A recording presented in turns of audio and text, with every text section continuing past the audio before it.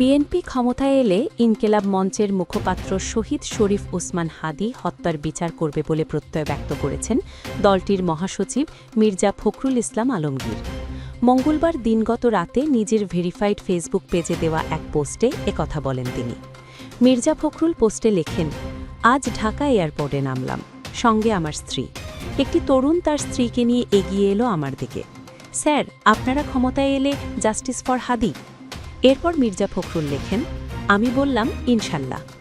BNP মহাসচিব আরও লেখেন, একটি ছেলে একদম তরুণ যে ছিল গণতন্ত্রের পক্ষে, নির্বাচন নিয়ে কি উচ্ছ্বাস প্রচারণা চালাচ্ছিল, তাকে এভাবে হত্যা করা হলো।